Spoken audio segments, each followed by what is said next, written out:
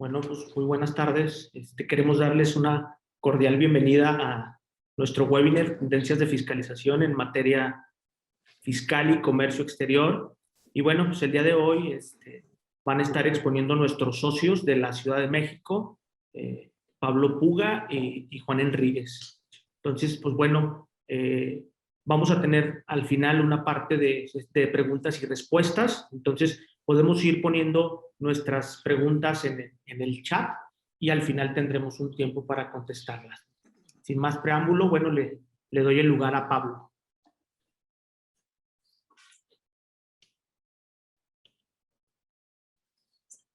¿Qué tal?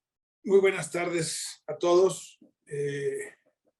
Muchas gracias por participar y por permitirnos compartir con ustedes estos temas de actualidad, de gran trascendencia para sus empresas, y creemos que es oportuno, digamos, hacer un alto en el año para un poco ver cómo está la tendencia, cómo vislumbramos las acciones del fisco, de la autoridad fiscal, en términos de fiscalización, como sabemos y como el gobierno se ha encargado de ponerlo en el primer plano, digamos, de atención.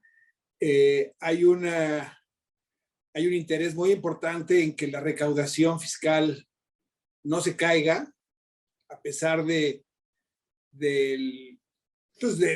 proceso tan complicado por el que hemos pasado, de la pandemia y la recesión económica.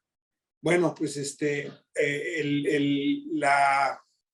la fiscalización, pues que es, digamos, es el motor generador de ingresos para el gobierno, para llevar a cabo toda su función y sobre todo satisfacer todos los programas que ahora ha echado a andar este gobierno, pues necesita recursos, y la principal fuente pues es la recaudación fiscal, ¿no?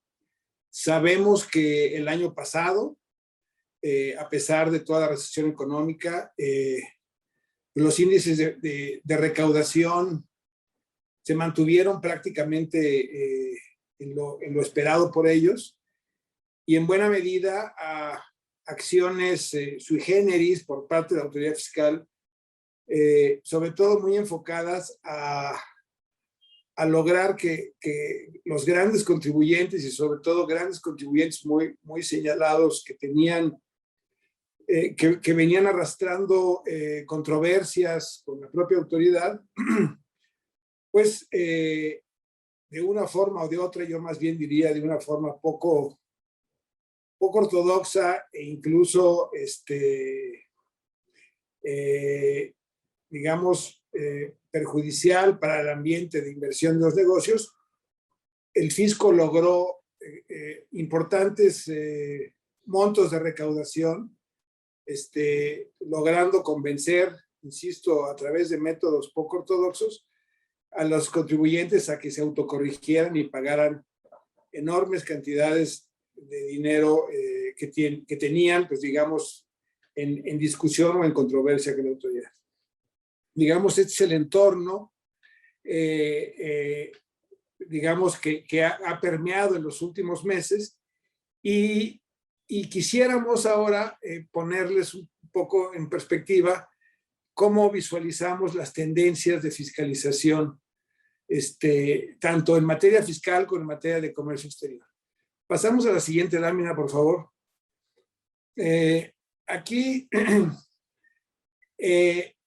como les comentaba, hay un especial énfasis en los grandes contribuyentes. Obviamente el fisco tiene muy claro que los grandes contribuyentes, pues ahí está el valor más importante de la recaudación. Evidentemente, el número de contribuyentes pues es proporcionalmente menor, pero pues, la recaudación importante se genera en esos grandes contribuyentes. Entonces, en buena medida, están enfocando sus baterías hacia ese sector. Por ello, en febrero de este año, echaron a andar lo que se conoce como un plan maestro, o hicieron del conocimiento público y sobre todo a las cúpulas empresariales, lo que ellos denominan un plan maestro de operación, que va de la mano tanto la Administración General de Grandes Contribuyentes y la jefa del SAT. Al presentar este plan se circunscribe a 5 acciones concretas, que si quieres, podemos ir viéndolas en la siguiente lámina. La primera acción se refiere a actos nuevos. Es decir, como ya vieron que les dio resultado este mecanismo de prácticamente sentarse a presionar y a obligar a los grandes contribuyentes a pagar créditos fiscales que estaban siendo controvertidos, pues con las amenazas de ejercer acciones penales, y esto de la mano con la reforma penal fiscal que también echó a andar este gobierno a principios de su mandato, pues con esas herramientas, con esos dientes que ahora tiene la administración tributaria, pues entonces invitó, entre comillas, a los contribuyentes a autocorregirse, y de ello pues obtuvo montos de recaudación muy importantes. Entonces lo que quieren ahora es, como ya vieron que eso les funciona, lo quieren replicar, ¿no? Es decir, son métodos ágiles que ya fueron exitosos en el cobro de contribuciones durante ejercicios anteriores. Y bueno, pues aquí se va a priorizar los sectores económicos que tengan utilidades en el ejercicio de 2020 para buscar estos esquemas, digamos, eventualmente agresivos o posiciones de planeación fiscal, en donde el fisco considere que eventualmente pueda haber un tema de defraudación o esté muy en el límite, para sentarse a presionar a las grandes corporaciones a que se corrijan y de ahí generar una recaudación importante, ¿no? Entonces, esa es una primera acción muy concreta. La segunda es, digamos, continuar incentivando, ellos se llaman actos en proceso, o sea, actos de fiscalización en proceso, incentivar a que los contribuyentes se autocorrijan en las auditorías en proceso, a través de argumentos, en la opinión de la autoridad, claros y sólidos, que permitan que los contribuyentes se convenzan y procedan a la autocorrección. Se está haciendo uso intensivo de herramientas de programación y fiscalización muy focalizado. Como sabemos, la autoridad hoy por hoy cuenta con enorme información que puede cruzar y vamos, todos los FDIs para empezar, toda la contabilidad de los contribuyentes que están obligados a proporcionar mensualmente, más toda la información que se genera en las declaraciones, en las informativas, y cruce con información de otras autoridades. Entonces, todo ese cúmulo de información le permite a la autoridad programar y focalizar sus actos de fiscalización de una manera mucho más estratégica, ¿no? Entonces, a eso se refiere con estos actos en proceso. Pasamos a la siguiente lámina. La siguiente acción tiene que ver con créditos fiscales que estén siendo ya impugnados a través de recursos de revocación. Aquí lo que dice la autoridad es que pretenden evitar que el recurso de revocación sea utilizado, sea visto como una segunda parte de la auditoría, y así acortar los tiempos para su resolución. Lo cierto es que esta utilización del recurso como una extensión de la auditoría o una ampliación del plazo para seguir aclarando, pues lo han provocado las propias autoridades y el Poder Judicial con resoluciones que tienen que ver con la posibilidad de que el contribuyente pueda utilizar el recurso de revocación como una instancia en la que pueda aportar pruebas adicionales a las que se aportaron en la fase de las auditorías. Es decir, derivado de un criterio de la Corte, en el que se establece que que las pruebas en un procedimiento de fiscalización, las pruebas que no se hayan aportado durante la fase de la auditoría, ya no pueden ser tomadas en cuenta ni valoradas en el juicio que eventualmente se inicie derivado de una liquidación. Entonces eso, pues, por un lado, obliga a que todas las pruebas se aporten durante la propia auditoría, pero este criterio de la Corte, digamos, fue, digamos, híbrido, porque dice, no puedes aportar pruebas en el juicio que no hayas aportado en la auditoría, pero sí las puedes aportar en el recurso de revocación.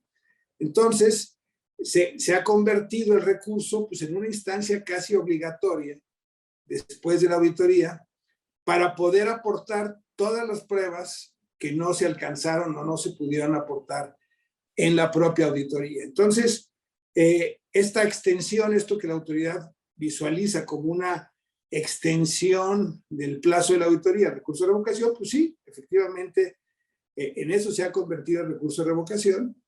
Y claro, si hay condiciones de autocorrección porque no se tenga la razón, pues el contribuyente desde luego estará siempre abierto a autocorregirse, porque además, evidentemente, hay beneficios derivados de la autocorrección, como puede ser reducciones o cancelación de multas o reducción en tasa de recargos. Entonces, claro que hay apertura tanto ahora del SAT como del propio contribuyente para, digamos, buscar posibilidades de autocorrección y tratar de evitar, pues, llegar a un litigio después, ¿no? Entonces, a eso se refiere esta acción concreta. La siguiente es control de saldos. ¿A qué se refiere esta acción? Bueno, se refiere a la programación de auditorías profundas cuyo origen sea las irregularidades identificadas por la autoridad al revisar los saldos a favor de impuestos sobre la renta o de IVA que se solicitan en devolución. Ustedes saben, esta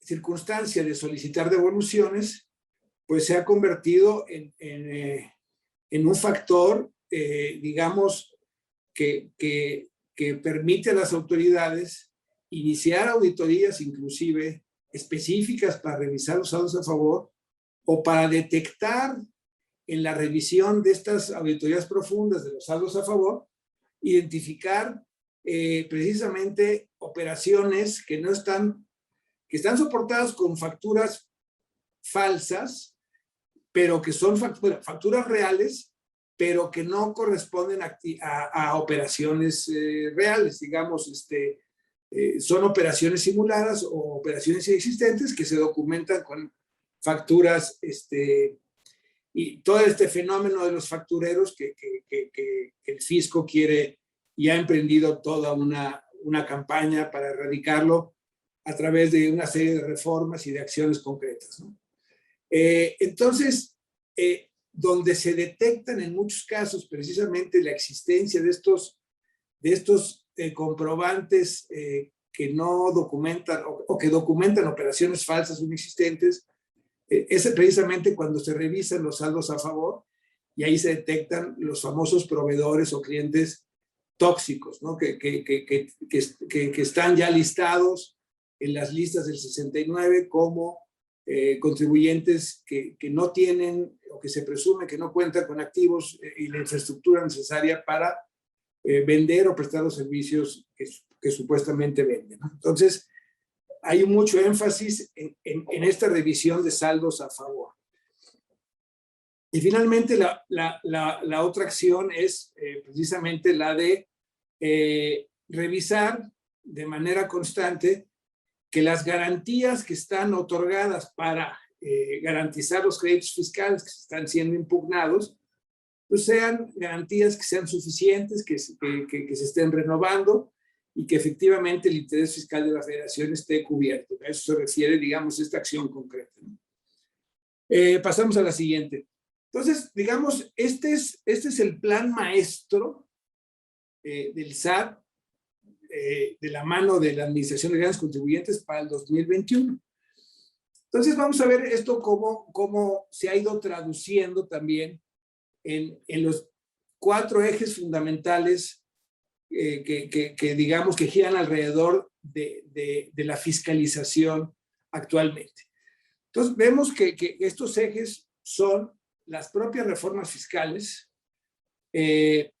las medidas de control que se han implementado, que básicamente son las famosas invitaciones, que es la fiscalización masiva a través de invitaciones y a través de invitaciones a autocorregirse, precisamente derivado del análisis que el SAT hace de la información con la que cuenta. Básicamente CFDIs contra declaraciones, si hay discrepancias, se hacen estas invitaciones de autocorrección. Vamos a platicar un poquito cuál es la tendencia actual de las auditorías, de las facultades de comprobación más comunes, como son las visitas domiciliarias o las revisiones de gabinete. Y otro eje al que le ha puesto también el fisco mucha importancia, que es el combate a la evasión y a la defraudación fiscal. Vamos a la siguiente.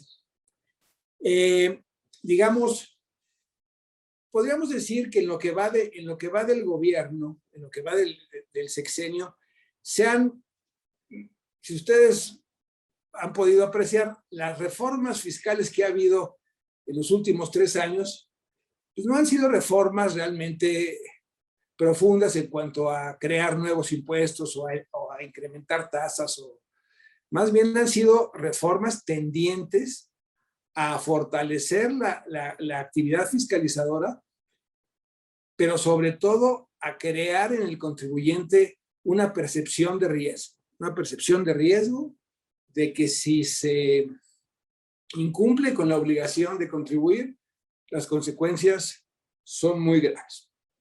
Son muy graves, y esto de la mano con una reforma penal fiscal que no tiene otro objetivo que generar en los contribuyentes esta percepción de riesgo para que se esté consciente de que si vas a comprar facturas o vas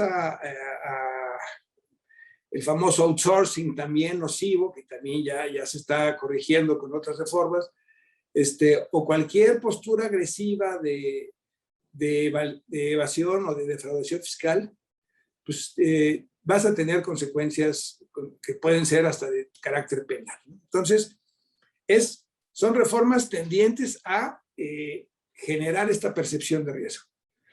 Entonces, básicamente yo les platicaría brevemente de las 4 reformas que ha habido en ese sentido. La primera es la famosa regla antiabuso, que todos seguramente ya conocen, que es introducir en la ley fiscal, en el código, en el artículo 5, una facultad a las autoridades fiscales, precisamente para, a partir de analizar operaciones de los contribuyentes, ver si estas operaciones tienen razón de negocios.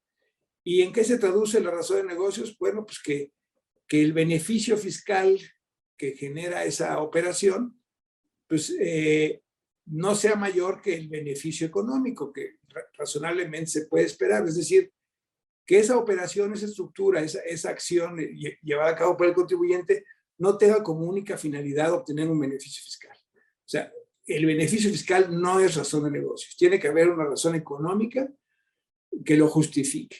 Y la manera de medir esto es, bueno, pues comparando qué es mayor, si el beneficio fiscal o el beneficio económico razonablemente esperado. Entonces hay una serie de reglas, porque en caso de que se advierta de que no hay beneficio fiscal, entonces la autoridad tiene la capacidad, la facultad para recaracterizar la operación y atribuir las consecuencias fiscales que realmente le correspondan. Entonces, eso es lo que se conoce como una regla general antiabuso.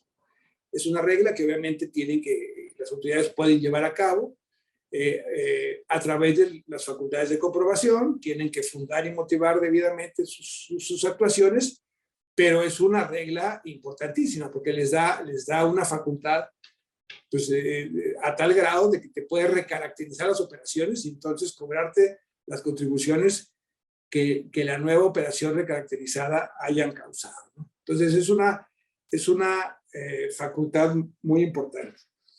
Otra reforma también muy importante en materia de fiscalización es todo lo que tiene que ver con los esquemas reportables, que bueno, ya entraron plenamente en vigor este año. Es una reforma que se implementó desde el 19, en 20 estuvo, digamos, suspendida y ya entró plenamente en vigor hasta este 2021. Esencialmente, pues, consiste en la obligación de los asesores fiscales, digamos, en primer lugar, y en segundo lugar del propio contribuyente, de informarle a la autoridad fiscal si está llevando a cabo ciertas operaciones que la ley claramente tipifica como operaciones reportables. No significa que por reportar esas operaciones las mismas sean ilícitas o ilegales, es simplemente el fisco tiene identificado una serie de operaciones que pueden ser agresivas y que eventualmente pueden llevar a generar un esquema de evasión o de beneficio fiscal, a lo mejor indebido, pero no necesariamente. O sea, esta obligación es para que el fisco se allegue de esta información, que conozca si tal o cual contribuyente está realizando determinada operación, y ya derivado de ello, el fisco decide si ejerce facultades de comprobación, pero ya sabe que tal o cual contribuyente está realizando esas operaciones.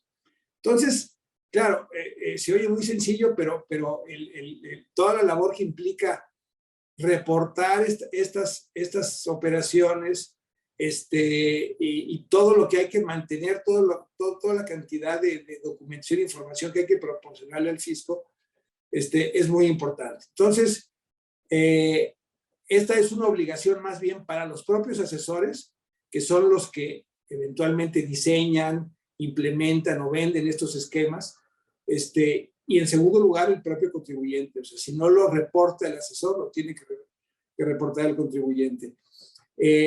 ¿Cuál es la consecuencia de incumplir con esto? Bueno, pues sanciones muy, muy importantes, muy, muy cuantiosas, y obviamente pues la percepción en el fisco de que se está ocultando algo, y ello puede derivar obviamente pues en auditorías mucho más agresivas y más profundas, ¿no? Entonces, esta es otra clara reforma pendiente a esto que les comento.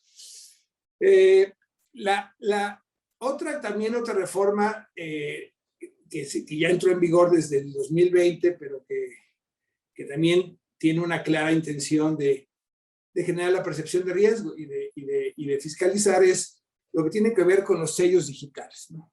Sobre este tema de los sellos digitales, el fisco sabe que es un tema muy sensible para los contribuyentes. Bueno, pues es un contribuyente que sin sello digital está imposibilitado para emitir facturas, CFDIs, y auténticamente pues imposibilitado para operar. Entonces, consciente el fisco de lo sensible que es esto para los contribuyentes, entonces ha puesto una serie de disposiciones que pueden llevar a una suspensión temporal del uso del sello o a una cancelación definitiva del uso del sello digital. Entonces, hay una serie de reglas para la suspensión temporal, hay una serie de procedimientos de aclaración de esa situación en el que el contribuyente puede restablecer el uso del sello en lo que duran las aclaraciones, y hay un periodo de pruebas, en fin, de aclaración, y el contribuyente, el fisco puede al final, bueno, después de todas esas aclaraciones, decidir si ya suspender esa acción o eventualmente llevar al contribuyente a una cancelación definitiva de sus sellos digitales con todas las consecuencias que ello lleva. Entonces, también hay que tener en mente que esta es una reforma muy importante, tendiente a todo lo que les he comentado de la percepción de riesgo y de mejorar la fiscalización. Y finalmente, este año entraron en vigor también diversas reformas, pero una muy enfocada a la fiscalización tiene que ver con nuevas facultades que se le atribuyen a la autoridad fiscal en materia de invitación a los contribuyentes a darles a conocer que están en una posición de riesgo, a que están llevando a cabo actividades que eventualmente se salen de los parámetros que ellos tienen, por ejemplo, todo lo que tiene que ver con utilidades, conceptos deducibles, tasas efectivas de impuestos, márgenes de utilidad por industria, por segmento. El fisco tiene ahora ya aunque ya lo hacía de facto, o sea, de facto el fisco ya hacía todos estos análisis y cuando detecta inconsistencias o digamos variaciones importantes en el comportamiento de los contribuyentes, antes de iniciar una auditoría, los mandaba a llamar. O sea, y esto es muy común en el área de grandes contribuyentes. O sea, oye, de nuestra información y de nuestros registros, detectamos que tu comportamiento de ser muy, muy normal se convirtió en atípico porque se incrementaron tus deducciones de manera importante o disminuyeron tus ingresos, qué sé yo, o tu utilidad se derrumbó de manera importante. Explícanos a qué se deben todos estos cambios. Y entonces el fisco ya venía llevando a cabo estas prácticas como de acercamiento informal previo a iniciar una auditoría con el contribuyente, lo cual de suyo no es malo, porque es una forma de, antes de aventarte ya todo el caballo con la auditoría invasiva, etcétera, pues había una especie de acercamiento previo de aclaración. Si el contribuyente lograba explicar y aclarar, a lo mejor ahí paraba todo y el fisco ya se quedaba tranquilo. Pero también derivado de esos acercamientos previos se podían detectar anomalías que provocaran ya una auditoría formal. Entonces, esa práctica que ya se venía haciendo, ahora se le da formalidad en la ley, ¿no? Porque ahora ya se pone como, en el artículo 33 del Código, como una facultad específica, por ejemplo, el explicar las disposiciones fiscales a los contribuyentes e informarle de las consecuencias por su incumplimiento, el invitar a los contribuyentes a las oficinas de las autoridades para orientarlos en cuanto a cómo autocorregirse o cómo llevar a cabo el correcto cumplimiento de sus obligaciones. Como ya les comenté, darle a conocer parámetros de referencia a los contribuyentes en cuanto a márgenes de utilidad, tasas efectivas, conceptos deducibles, que el contribuyente, que el fisco eventualmente advierta que hay distorsiones en esos parámetros. Bueno, pues ahora está facultado ya para dárselos a conocer al contribuyente y que el contribuyente defina si se autocorrige o recibe una auditoría profunda, ¿no? Entonces, esta reforma del 33 vino claramente a formalizar lo que antes ya se hacía de facto, ¿no? Vamos a la siguiente. Muy claramente, a consecuencia de esta reforma del 33, es que recientemente el fisco dio a conocer que va a llevar a cabo análisis o que digamos, de los análisis que ha hecho el propio SAT, de toda la información con la que cuenta, advierte que la tasa efectiva de impuesto sobre renta que pagan los grandes contribuyentes es muy baja, y entonces se dio la tarea de hacer dar a conocer y publicar las tasas, y lo primero que hay que entender es qué entiende el fisco por tasa efectiva, ¿no? Porque es un concepto que para empezar no está ni definido en la ley y que puede tener diversas connotaciones, o sea, para efectos contables o de principios o de normas financieras. Tasa efectiva de impuestos pues puede tener una connotación muy diferente a lo que el SAT conceptualiza como tal. De hecho, para efectos de esto que publicó, le llama tasa efectiva a lo que resulte de dividir los ingresos acumulables entre, o sea, son ingresos acumulables entre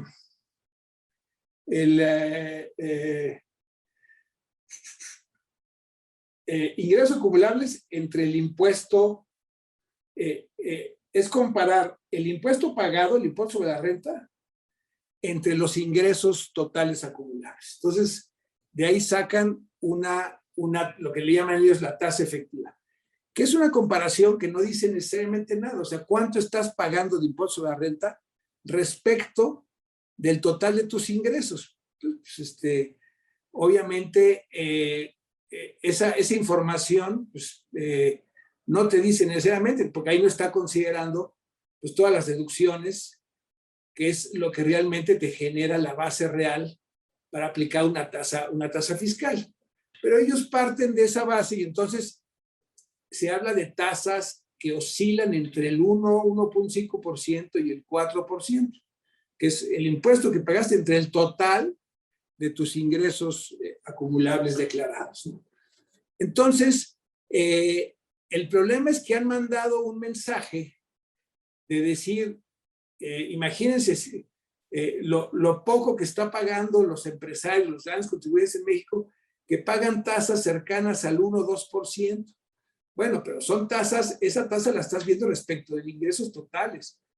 Obviamente respecto de la utilidad fiscal y eventualmente la base gravable, que es, digamos, el resultado de restarle a los ingresos las deducciones permitidas, que te da el resultado fiscal, que es la base, pues sobre esa base se pagan el 30 o el 35%. O sea, esa es la tasa real fiscal. La otra es una tasa sobre ingresos. El problema es que venden la idea de que las empresas están pagando 20 o 30 veces menos de que lo que les correspondía, porque la tasa según la ley es del 30%, pero no aclaran que esa tasa le aplica a las utilidades y no a los ingresos. El caso es que en esa confusión, y obviamente los medios de comunicación que también se confunden, pues mandan mensajes muy equivocados a la opinión pública, ¿no? Lo cierto es que el fisco lo que hizo fue publicar un catálogo de tasas efectivas por industria o por actividad, y se abocó más o menos con 40 actividades distintas. Y bueno, ellos ya publicaron, a ver, en la actividad, no sé, de extracción o distribución de petrolíferos, o en la actividad de ensamblaje o partes automotrices, o venta de automóviles, o servicios financieros, o así. Hay un catálogo importante ahí de actividades y dice, por cada actividad ponen cuál es la tasa efectiva, que sabrá Dios cómo llegaron a ellos a determinarla, pero lo publican. Y entonces lo que te dicen es, si tu tasa efectiva está por debajo de esta que yo estoy publicando, y cómo vas tú a calcular tu tasa efectiva, pues con la fórmula que ya dije, que es impuesto pagado menos entre ingresos totales, y te da una tasa. Si está por debajo de la que te estoy publicando, aguas, porque o me aclaras cuál es, por qué tu tasa efectiva es menor, y si no, la consecuencia es que si tu tasa efectiva es menor a esta, puedes hacerte acreedor a una auditoría profunda. O sea, se lanza el mensaje y la amenaza de que entonces te voy a mandar una auditoría profunda. Si tu tasa efectiva es mayor a la que yo estoy publicando, no te preocupes, estás muy bien. Cosa que tampoco necesariamente es cierto. O sea, insisto, vuelvo a lo mismo, es mandar mensajes de percepción de riesgo. Claro que esa tasa efectiva no es obligatoria. O sea, si el contribuyente que lee esto y dice, oye, mi tasa efectiva está por debajo de la que dice el SAT, pero pues yo tengo manera de justificar perfectamente por qué esa es mi tasa, la que me corresponde en base a las inversiones que he hecho, las deducciones que tengo, a las pérdidas fiscales, en fin, pues es perfectamente sostenible, pero pero ya se sabe que el fisco esto lo va a leer como que estás por debajo del parámetro que yo te estoy dando, y entonces prepárate porque te voy a mandar una auditoría profunda. O anticípate y aclárame por qué tu tasa efectiva es menor a la que yo estoy publicando. Entonces, esto ya se dio a conocer, esto ya existen y ya las empresas tienen que estar haciendo esos análisis. Uno, o para estar totalmente tranquilos si su tasa efectiva es mayor, o para estar preocupados porque si es menor, muy probablemente vayan a ser objetos de una auditoría profunda. Ahora, el hecho de ser objetos de una auditoría profunda tampoco es, o sea, se podrán, es una auditoría, o sea, no necesariamente, pero bueno, pues son las molestias que implica ser auditado de una manera, digamos, agresiva o profunda por parte del SAT, ¿no? Entonces, pasemos a la siguiente lámina, que es, bueno, otro de los ejes que les comentaba son las medidas de control, que como ya les dije, pues son básicamente las cartas de invitación, que es la manera en la que de manera práctica las autoridades fiscales están llevando actos de fiscalización con el grueso de los contribuyentes, no necesariamente los grandes contribuyentes, sino el grueso de los contribuyentes, medianos, pequeños, incluso personas físicas, a través de cartas de invitación, que ya no es otra cosa más que el resultado del análisis que ellos hacen de comparar CFDIs contra ingresos declarados. Si no coinciden, obviamente hay discrepancias, entonces inmediatamente le mandan esta invitación a los contribuyentes para que aclaren o se autocorrijan en su caso, lo cual tiene sus ventajas, pero eventualmente tiene también sus consecuencias, ¿no?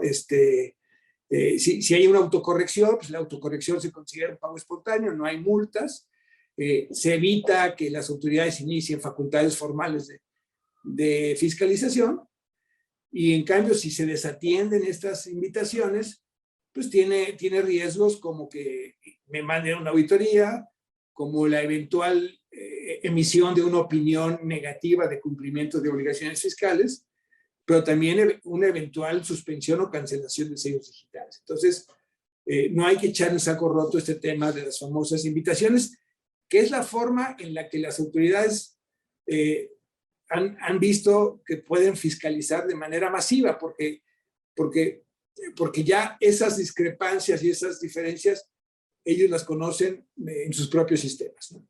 Vamos a la siguiente.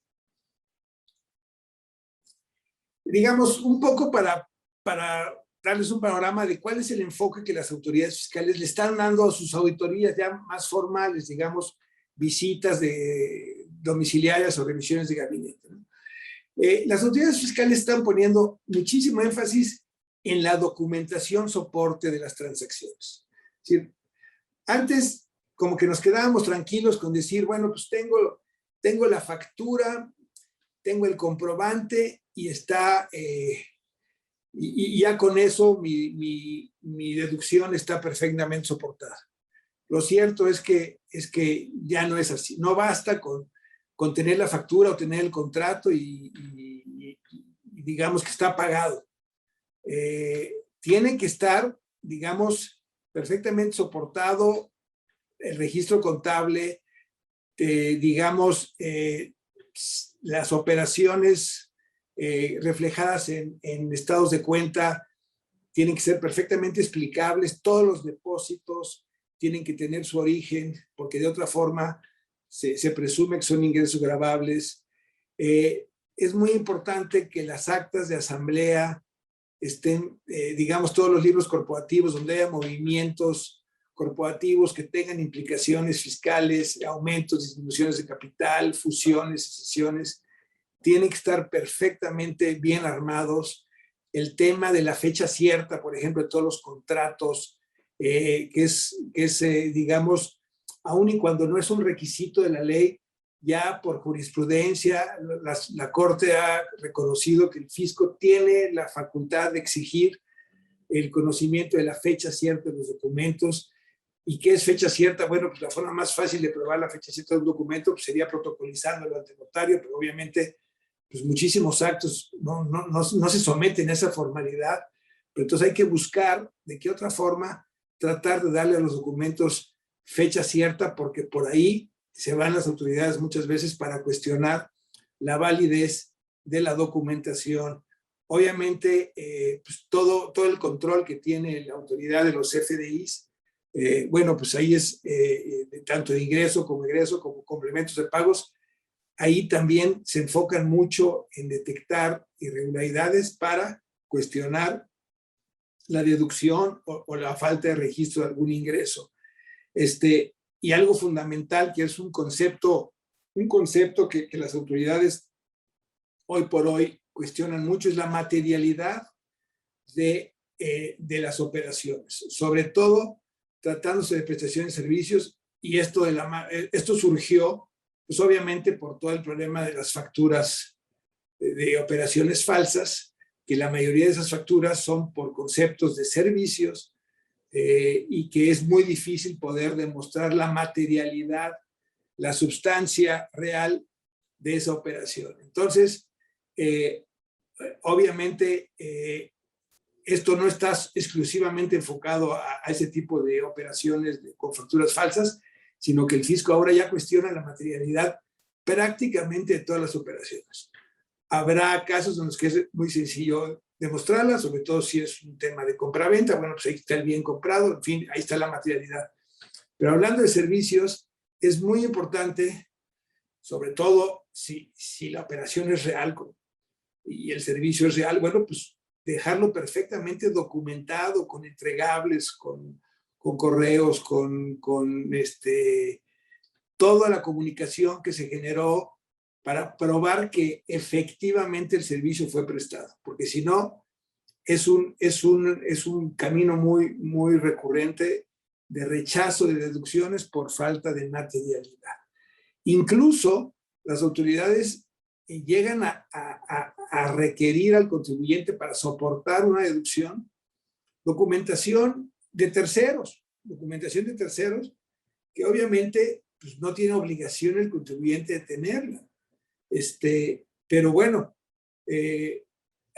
lo piden y bueno, muchas veces, si es el tercero es dentro del mismo grupo empresarial del propio contribuyente, a lo mejor hay manera de sí obtener esa documentación, pues precisamente para probar la materialidad de los actos. Si no, pues va a ser un tema de controversia, de defensa. Yo no estoy obligado a tener, no es parte de mi documentación, pues la de terceros, pero pues el fisco, a lo que voy es, esto es lo que está, con base en estos razonamientos, es que rechaza deducciones en sus auditorías. Entonces, esto es un poco el mensaje hacia ustedes de cómo prepararse para enfrentar una posible auditoría. Vamos a la siguiente lámina, rápidamente. Seguimos sobre lo mismo, o sea, hay que tener información exhaustiva de la contabilidad y la documentación soporta las operaciones, porque eso es lo que exigen las autoridades cuando revisan. Identificar cada operación, cada acto, relacionándolo con el contrato, el registro contable y la forma de pago. Todo eso es parte de lo que la ley exige como debido registro contable. Los reportes contables, las operaciones tienen que ser analíticos, se tiene que identificar el plazo de registro, qué libro está registrado, el libro diario, los auxiliares, etc. Todo eso es lo que la ley conceptualiza como debido registro contable, que no olvidemos que es uno de los requisitos de las deducciones. Identificación de diferentes tasas o cuotas. En fin, el mensaje es, el fisco, más que irse al fondo, a la sustancia de las operaciones o cuestionar la estricta indispensabilidad, se va por este tipo de requisitos formales, que después es muy difícil, ya en un juicio, en un medio de defensa, poderlos demostrar. Entonces, es muy importante que durante las auditorías, si quieres pasamos a la siguiente lámina, es muy importante, siguiente por favor, JC. Es muy importante que en las futuras auditorías o en las autoridades que enfrentemos, hagamos labor preventiva, ¿no? Labor preventiva de armar perfectamente todo el file de documentación del debido registro contable, de fecha cierta, de materialidad de las operaciones, porque así nos lo van a cuestionar. ¿Cuál es el futuro que vemos, digamos, en qué van a enfocarse las facultades de comprobación en un futuro cercano o ya prácticamente en el presente? Pues el tema que les comenté, razón de negocios versus beneficio fiscal, todo el tema de esquemas reportables, es decir, todos los esquemas que se estén echando a andar tienen que estar perfectamente soportados, perfectamente documentados, poder demostrar que el beneficio económico de ese esquema es superior al beneficio fiscal, porque de otra forma se puede recaracterizar, cuidar mucho el tema de con quién estoy llevando a cabo operaciones, si es un EFO, es decir, es un contribuyente que ya está listado en el artículo 69, pues muchas veces yo ni siquiera estoy enterado de que a mi proveedor ya lo listaron en esa lista y entonces ya mi deducción ya se puso en riesgo. Entonces, tener mucho cuidado en revisar esas famosas listas negras de EFOS y EDOS. También se van a enfocar mucho las auditorías, no solamente en atribuirle a los contribuyentes directos su responsabilidad, sino a los responsables solidarios, ¿no? Socios, accionistas, órganos de dirección, administradores, y bueno, todos los típicos responsables solidarios que ya conocemos de toda la vida, como son patrones, fedatarios, etcétera. Entonces, sí percibimos que el fisco ahora se está enfocando mucho también a imputarles la responsabilidad fiscal a los solidarios, ¿no? El tema de materialidad es importantísimo, cuidarlo. Los temas de interpretación, por supuesto, que siguen siendo un tema que va a ser tema de controversia, y pues mientras mejor soportadas tengamos nuestras digamos, opiniones o nuestras estrategias o estructuras o planeaciones fiscales con las debidas, soportadas con las opiniones jurídicas que correspondan, que le den sustento a esa interpretación, pues es fundamental, ¿no? Y pues no olvidar que ahora con la reforma penal fiscal, pues el fisco, a la menor provocación que detecte alguna operación que considera agresiva, pues en cualquier momento le da connotación de defraudación fiscal, por lo que estas auditorías pues pueden ser la antesala de un tema penal. Entonces hay que tener mucho cuidado también en ese sentido. Vamos al siguiente. Bueno, las recomendaciones, pues prácticamente ya se las fui dando digamos, a lo largo de la plática. Nos podemos ya en aras de ya darle la palabra a Juan, ya brincarnos a la siguiente lámina, porque estas recomendaciones pues, ya las comenté. Y finalmente, el último eje, pues, es como les comentaba, toda la reforma penal fiscal. Hay nuevos delitos de emisión, compra, venta de facturas, ya se le da el carácter de delincuencia organizada a la defraudación, a estos en particular de las facturas, pero a la defraudación fiscal genérica cuando reúne ciertos requisitos. ¿Qué consecuencias tiene esto? Pues, la consecuencia es prisión preventiva oficiosa, que es muy delicado. Y bueno, la manera en la que el fisco está sentando a los contribuyentes a autocorregirse, pues es con estas armas precisamente, con la amenaza de judicialización de sus asuntos, en los que se puede alcanzar un acuerdo reparatorio. O sea, es toda una estrategia de terror abiertamente hacia los contribuyentes. Con esto yo termino, creo que me excedí un poquito, perdón, Juan, pero vas tú. Y al final, por si hay alguna pregunta o respuesta, ahí estamos a sus órdenes. Gracias. Bueno, gracias, Pablo. ¿Qué tal? Buenas tardes a todos. Un gusto saludarlos. Vamos a hablar un poco sobre el tema de fiscalización también, pero ya enfocado hacia el comercio exterior.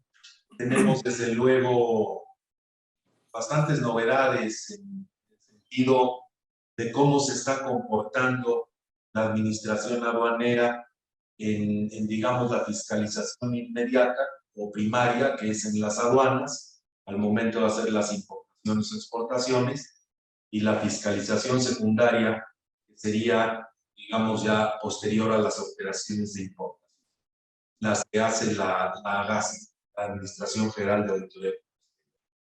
Traemos unas cuantas láminas en donde la idea es ilustrar con una lluvia de ideas en donde están hoy enfocándose las autoridades, tanto de la aduana como de auditoría de comercio exterior, para poderles dar a ustedes una idea de más o menos por dónde pudiera venir algún acto de fiscalización. Y empezando desde luego con hacer un comentario general relativo a cómo se encuentra hoy la Administración General de Aduanas y la AGASE. Si pudiéramos ver, por favor, la primera lámina. Aquí, digamos, un primer punto a destacar es el hecho de que las aduanas ya tienen mando militar, sea del ejército o de marinos. Esta medida se tomó, digamos, como una acción desesperada para combatir la corrupción y, digamos, ya se hizo realidad. Y como ustedes podrán imaginarse, el hecho de que las aduanas y los puertos también estén militarizados, pues genera una cantidad de cortocircuitos importantes, porque le pone un ingrediente completamente ajeno al ambiente económico, fiscal, de negocios, administrativo, con el que ya tenemos trabajando cerca de 30 años. México ingresa al GATT y después los tratados de libre comercio, etc. Esto de militarizar las aduanas, pues le pone ese ingrediente, digamos, ajeno que complica ciertamente el tema del comercio exterior. Como un ejemplo, la complicación en este binomio puertos-aduanas, Manzanillo en este momento tiene cerca de 22 barcos fondeando a los que no se les ha dado un sitio en el puerto para que puedan entrar a descargar y cargar, y esto es algo que nunca se había presentado. La razón, pues, es que la Marina no tiene experiencia en los movimientos de logística y tráfico mercante en los puertos, empezaron a manejarlos y ahí están las consecuencias. En Veracruz está pasando algo similar. Y luego, al momento del despacho, quizá como empresas no lo resentimos mucho, pero los agentes aduanales sí empiezan a padecer ya el hecho de que los mandos en las aduanas sean militarizados. Insisto, se entiende como una medida desesperada para combatir la corrupción, pero aquí el riesgo es que el remedio salga peor que la enfermedad. Hay estudios, no de hoy, sino de muchas décadas, en muchos países de la OMC, desde luego en América Latina, que dicen claramente que nunca, en ningún caso conviene militarizar las aduanas porque es un elemento completamente ajeno al ambiente de los negocios y el libre comercio. De ahí, digamos que las funciones de la aduana, la mexicana en particular, desde los años 80, finales, ya tenemos tantos años con eso, haya sido cambiar el modelo de una aduana vigilante, una aduana policíaca, una aduana que persigue y que da la sensación de ser una policía y de tener una cárcel. Todo ese concepto de aduana ya había desaparecido y hoy, con el libre comercio, y hoy desafortunadamente está regresando. Y esto es en general por desconocimiento de las autoridades actuales, que siguen pensando que una aduana es aquella que existía con el resguardo aduanal y todo el mundo llevaba una pistola. Importar y exportar está prácticamente prohibido, así que hay que vigilarlo todo. Ese es, digamos, el ánimo que traen hoy después de militarizar. En contraste con lo que dice el marco regulatorio del comercio exterior y aduanero hoy, la Constitución, los tratados, las leyes, reglamentos, las reglas, dicen que la aduana ya es una oficina para fomentar la economía, es una oficina de carácter administrativo. El carácter fiscal de la aduana, y esto tiene 20 años, ya pasó a segundo término. La función más importante de las aduanas hoy, y esto desde 1994, es permitir el libre flujo de mercancías pagando la menor cantidad de aranceles e impuestos que se pueda.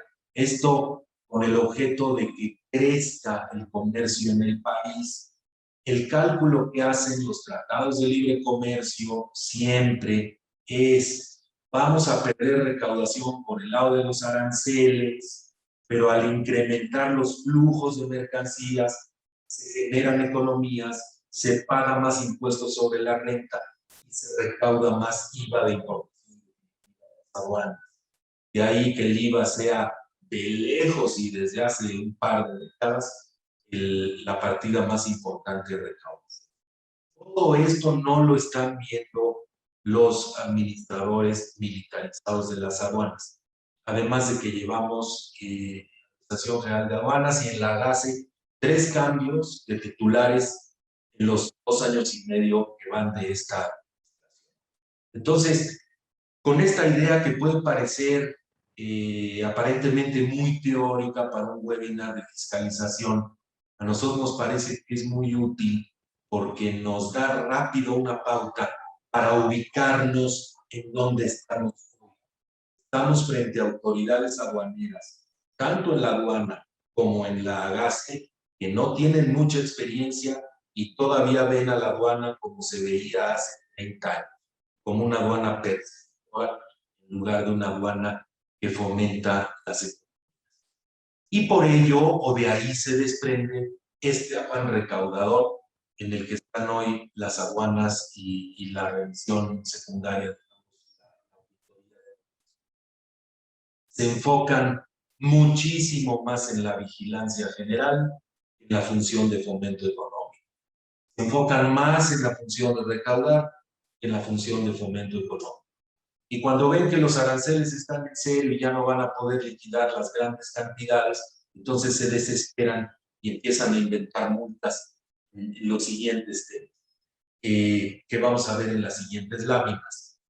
Todo esto, además, como es propio de la disciplina castrense, rodeado de un hermetismo y de una complicación importante para poder entrar a hacer las gestiones y como agentes aduanales, abogados, contadores públicos, hicimos toda la vida, que es acudir a la aduana cuando hay alguna problemática, cuando levantan actas y discutir ahí con verificadores, personal técnico, la gente de aduanas. Eso hoy es muy difícil para lograr ese acceso y esto pues digamos complica esa parte de la administración en aduanas al momento.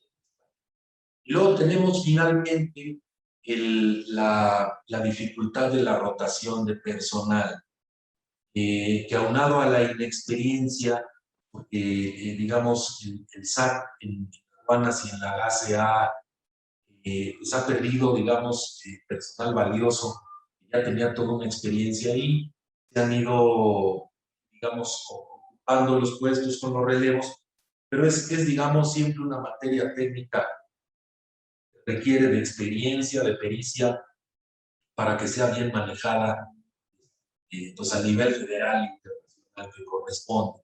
Entonces, esta alta rotación en las aduanas no está ayudando, desde luego. Hay reportes de las agencias aduanales, comentarios, señalamientos, en el sentido de que existe demasiada rotación, de que hay inexperiencia, cuando hay reconocimientos aduaneros, cualquier tipo de tráfico, pues el agente aduanal y la empresa importadora están expuestos a esa inexperiencia, que se empiecen procedimientos administrativos, actas.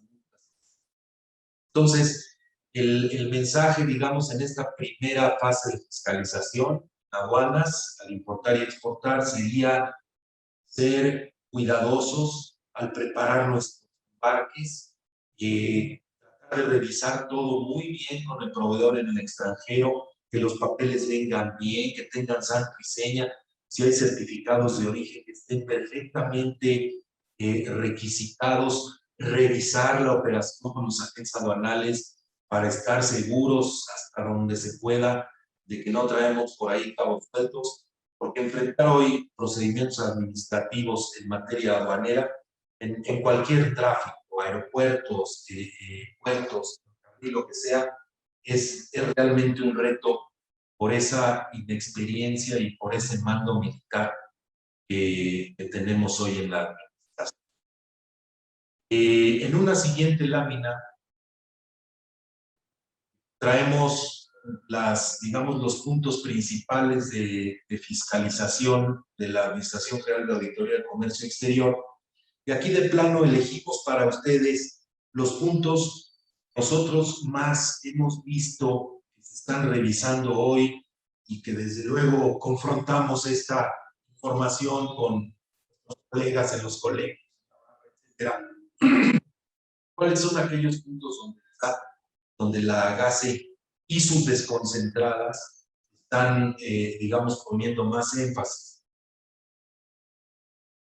Uno de los renglones más importantes es el que se refiere a los certificados de origen del Telecán.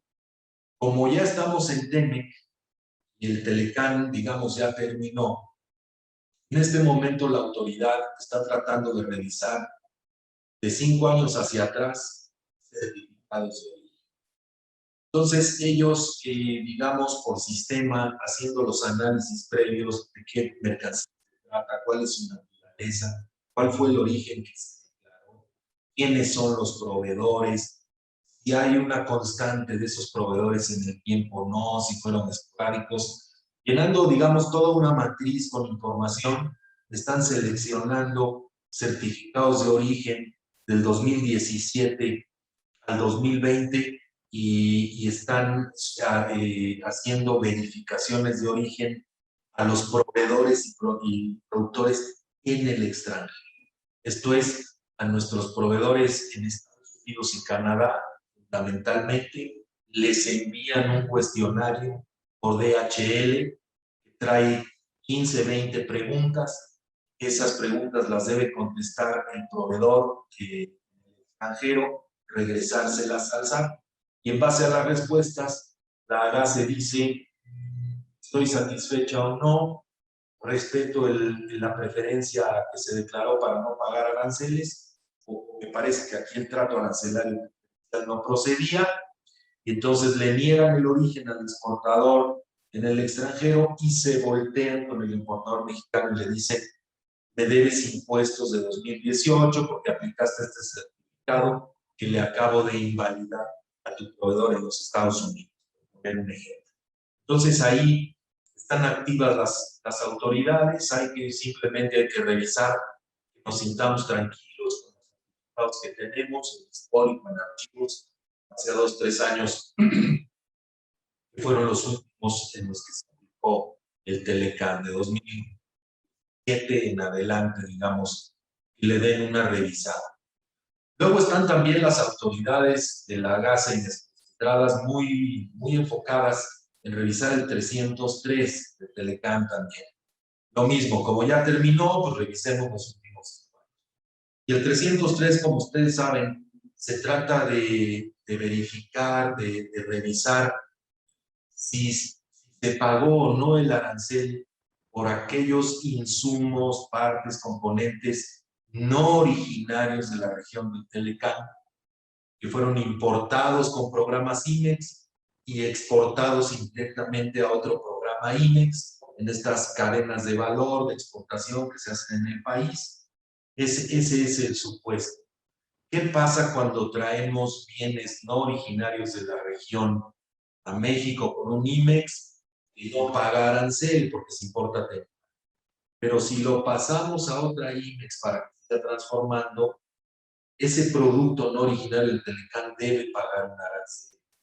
Si no se mete a la región, se convierte en un bien final, se queda en la región y nunca pagó aranceles, pensemos en la madera del lejano oriente o en los electrónicos o los que sea. Entonces ahí andan muy pendientes en este momento las autoridades de la AGACE y desconcentradas revisando este tema 103 del Telecán, 63A de la ley ADA.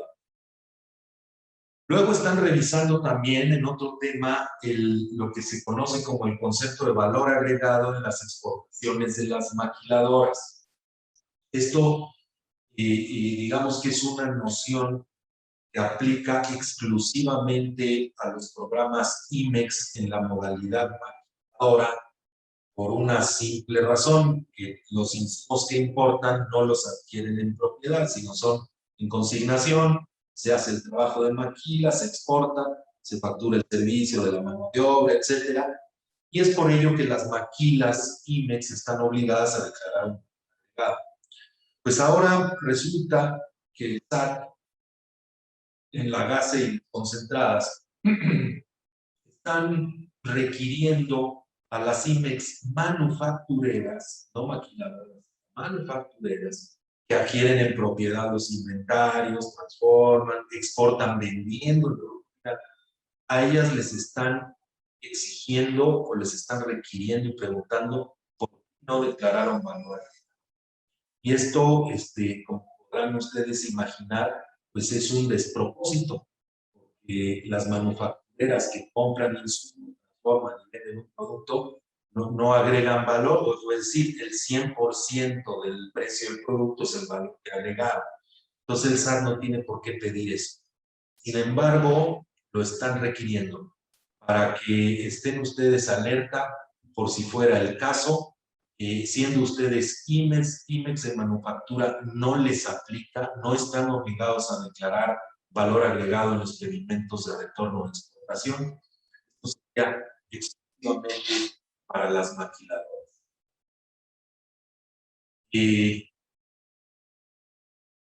Finalmente, están haciendo también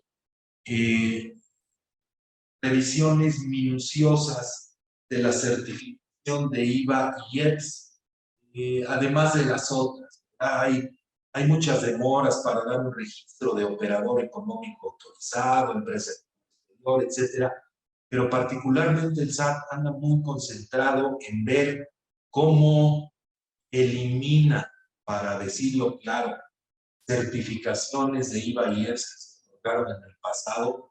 Andan buscándole nada más cómo le hacen para no dar nuevas certificaciones, porque ellos piensan, ya se ha explicado muchas veces, pero no se comprende. Ellos piensan que el hecho de que las temporales de las IMEX no paguen el IVA es, digamos, omitir el pago. No se entiende este tema de las cadenas de valor en toda Norteamérica, donde el IVA es un impuesto que es retirado, además, etcétera. No hay forma. Entonces, ellos están, digamos, en la postura en la que dicen, este es un régimen especial que debería terminarse, las IMEX deben pagar el IVA de importación, a santo de que se les dé esa facilidad, y ahí está la batalla, ¿no? Entonces, aquí hay que ser, digamos, el consejo, la sugerencia es ser muy cuidadosos con todo lo que tenga que ver con la cuestión de la certificación de IVA, su renovación, el mantenimiento, cumplir en tiempo y forma con el anexo 31, reportar con toda transparencia las obligaciones, hacer el pago de derechos anual de la certificación para que no nos digan mañana que debemos esos derechos y que lo van a cancelar. En fin, es otro de los temas que hay que tener, digamos, permanentemente en el visor, porque le despierta al SAT un apetito especial esto de estar cancelando o negando certificaciones de IVA. Si pudiéramos ver la siguiente lámina. Bienes de activo fijo, digamos, esta es una historia de toda la vida, pero hemos visto que desde el segundo semestre del año pasado y el primero de este año se incrementaron las visitas domiciliarias, no para hacer una revisión integral de la operación del comercio exterior de las empresas, de la industria en este caso, sino para detectar cuál es el estatus de los bienes de activo fijo, la maquinaria y el equipo con la que trabaja la industria. Resulta que abren una visita en la que tienen hasta un año para realizarla. Toda esa visita se concentra exclusivamente en el PAMA inicial, cuando los visitadores hacen su recorrido, señalan bienes de activo fijo, dicen, a ver, pues pedimento, factura, acredítame la legal importación, estancia o tenencia, y abren un PAMA. Y ese PAMA, digamos, es el corazón de la visita domiciliaria que están haciendo. Se concentran en eso. Cuando terminan el PAMA, ya el resto de la visita como que no les importa. No traen información, no quieren ver nada más. Ellos van a los bienes de activo. Así que aquí, digamos, trabajar en estar seguros de que nuestro sistema de control de inventarios de activo lo tenemos completo al día, que tenemos los pedimentos de los equipos, que los tenemos bien identificados. Si no tuviéramos documentación antes de que se presente una visita con un PAMA, tratar de regularizar, ver si existen facturas, etc. Entonces, este es otro de los. El siguiente que le gusta mucho al SAT también el día de hoy es las retenciones de IVA famosas. Hay algunas operaciones en donde hay que hacer una retención de IVA, es en las claves B5, son las operaciones que hacen las IMEX, que toda la vida se han conocido como vuelta en U. O sea, para, digamos, esa porción de la producción de las IMEX que se va a quedar en México, para no exportar físicamente y volver a entrar, se hace una operación virtual, un cambio de régimen y ya esa porción de la dice el SAT, esto está en reglas desde hace algunos años, pero la están fiscalizando, que la factura del extranjero por la venta de esos bienes producidos en una IMEX, de lo que se queda en el mercado nacional, ahí se debe retener el IVA. Los extranjeros nunca van a aceptar trasladar las facturas. Por eso, digamos, quien haga el cambio de régimen, la compradora en México de esos productos, debe hacer la retención del IVA y ese es un asunto, digamos, que sigue siendo de los favoritos del SAT para fiscalizar las operaciones. Otro punto, los agentes aduanales, como ustedes saben, están regulados por la ley para reportar lo que se llaman actividades vulnerables, donde pudiera haber recursos de ilícito, etcétera, etcétera. Es un marco general donde los agentes aduanales dicen, pues aquí yo estoy importando o exportando aeronaves, valores, todo lo que está listado como bienes, digamos, cubiertos por la ley. Y en ese caso, la autoridad también está siendo muy activa en cuanto a la revisión minuciosa de los expedientes de los agentes aduanales por operaciones vulnerables. A lo mejor como empresas no nos damos cuenta porque esta revisión se le están haciendo a la gente aduanal, pero le están revisando nuestras operaciones, quiénes somos, quién es el apoderado de la empresa. Los agentes aduanales son los obligados digamos, a desahogar estos expedientes de fiscalización con el SAT. Y en caso de que haya, digamos, multas, ellos responden sin que se enteren importadores y exportadores, porque es una responsabilidad de ellos. Pero hemos visto que una vez que se presentan este tipo de revisiones a los agentes aduanales por operaciones vulnerables, cuando encuentran algo, los del SAT enseguida o después se voltean con la empresa y le dirigen alguna revisión. Entonces, ese marco también vale la pena tenerlo en mente para saber por dónde pudiera llegarnos alguna fiscalización El penúltimo punto, y esto a lo mejor es nada más un recordatorio en el sentido de que el tema de los padrones cada día se complica más, cada día está peor. Internamente en esas áreas, el SAT ha tenido también mucha rotación. Sin modificar el reglamento interior del SAT, han mandado de hecho el tema de padrones de la GASE a aduanas, no jaló, lo regresaron de la GASE a servicios al contribuyente, no jaló, lo volvieron a regresar. Y eso genera pues toda una inestabilidad, incertidumbre, cuando tiene uno un padrón suspendido o una solicitud de padrón que no contestan.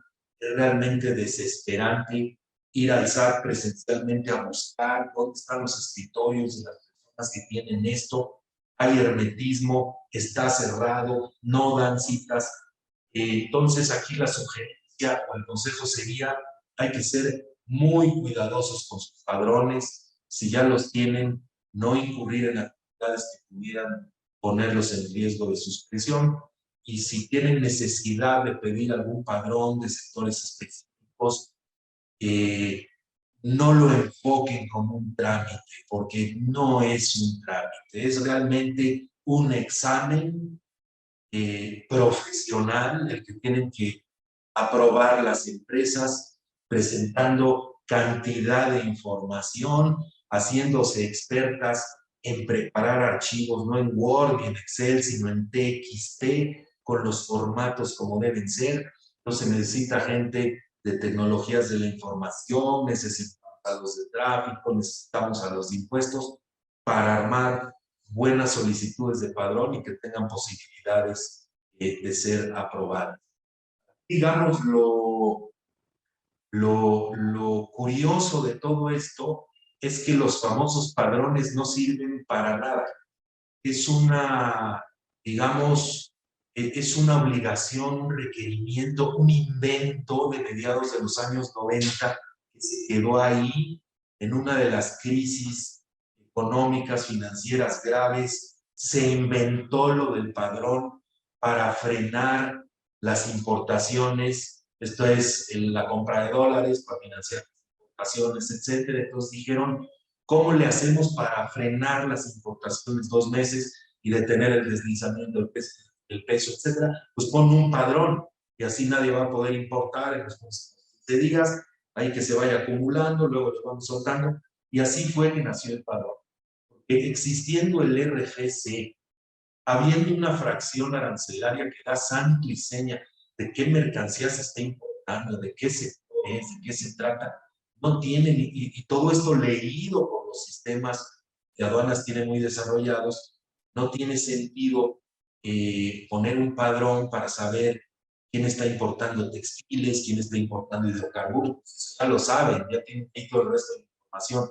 Pero bueno, es una obligación que hay que cumplir. Ahí sigue en la ley y en las reglas y hay que ser cuidadosos. Lo mismo con las certificaciones. Hoy hay, digamos, diferentes llamados por todos lados en el sentido de que registrar una empresa de comercio exterior en la modalidad de importadora o exportadora, que es, digamos, el estatus más noble de una empresa de comercio exterior, con un registro de OEA, operador económico autorizado, está tomando meses. La ley, las reglas, no la ley, sino las reglas dicen que son 120 días, 4 meses, pero en la realidad están tomando 6. A los 6 viene un requerimiento que lo amplía por otros 3 meses. Entonces, esto es lo mismo que con padrones y certificación de IVA. Hay que ser muy cuidadosos, hay que dedicarle el tiempo a armar las solicitudes de registro de OEA, de padrones, de certificaciones, porque si no vamos tocando por nota y hacemos exactamente la solicitud como debe ser con sus anexos, el SAT nos va a decir. Estos son, digamos así, de manera muy resumida, muy apretada, los puntos que nosotros escogimos para comentarles. El SAT anda fiscalizando hoy. con esto concluiríamos este segmento de fiscalización desde el punto de vista del comercio exterior. Y desde luego, pues agradecerles a todos su participación, su atención y comentarles que pues estamos abiertos para por si hubiera preguntas, comentarios, tratar de desahogarlos en este momento, y si no tenemos alguna de las respuestas, en forma posterior les enviaríamos alguna comunicación en un correo electrónico. Pues entonces eso. Muchas gracias y pasemos. Sí, pasamos a la sección de preguntas y respuestas. Juan, hay una pregunta, dice, ¿cuánto tiempo estamos obligados en tener documentación que soporte la legal estancia del activo fijo? Sí, ahí en términos, en rigor y en base a ley, 5 años. Pero no es práctica la fórmula de la ley.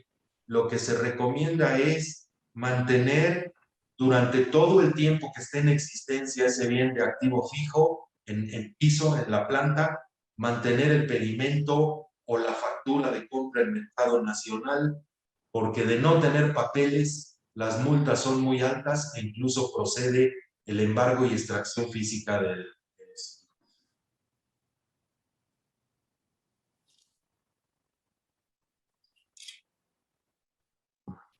Ok. Bueno, pues sería prácticamente la única pregunta que tenemos ahí. Pues ya nada más, no sé si Pablo quiera comentar algo. No, pues nada más agradecerles nuevamente a todos su participación y desde luego ponernos a sus órdenes, los datos que ya todos ustedes tienen, por cualquier duda que les quede o les haya surgido derivado de nuestras presentaciones, pues estamos a sus órdenes. Nuevamente, mil gracias por su presencia y su atención y nos vemos en el próximo webinar.